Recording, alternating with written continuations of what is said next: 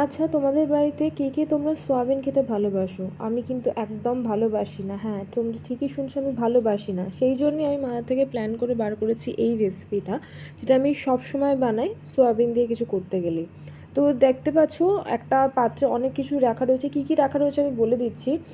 সেদ্ধ করা সয়াবিন, সেটাকে ম্যাশ করে নিয়েছি, তার সঙ্গে সেদ্ধ আলু, গাজর, এগুলোকে গ্রেট করে নিয়েছি, তার সঙ্গে পেঁয়াজ কুচি, আদা বাটা, রসুন বাটা অ্যাড করেছি, কাঁচা লঙ্কা, নুন আর চিনি অ্যাড করেছি। আর এগুলোকে না কিছুক্ষণ ধরে আমি এভাবেই রেখে দিয়েছিলাম।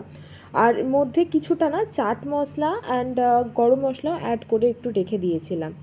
তারপর এর মধ্যে একে একে বিভিন্ন ধরনের মশলার গুঁড়ো, যেমন হালকা একটুখানি গরম মশলার সাথে সাথে গোলমরিচ, আর তার সাথে দেখতেই পাচ্ছ, তোমাদের দেখিয়ে দিচ্ছি, আমি হয়তো মিস করে যাব কিছু, কিন্তু তাও দেখে নাও তোমরা।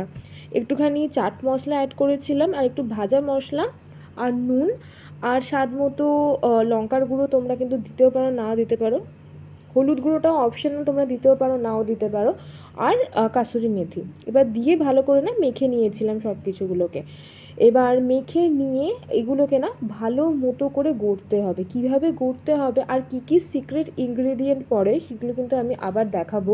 কিন্তু হ্যাঁ, সেকেন্ড পার্টে, হ্যাঁ, এটা আমি দুটো পার্টে ভিডিওটা আনবো, কারণ একটু লেন্দি প্রসেস ছিল এটাকে বানানোর জন্য, আর আমি চাই ইচ অ্যান্ড এভরি ডিটেলসগুলো তোমাদের সঙ্গে শেয়ার করতে।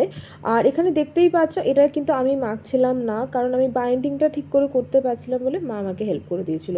ভালো লাগলে লাইক, শেয়ার, সাবস্ক্রাইব করো।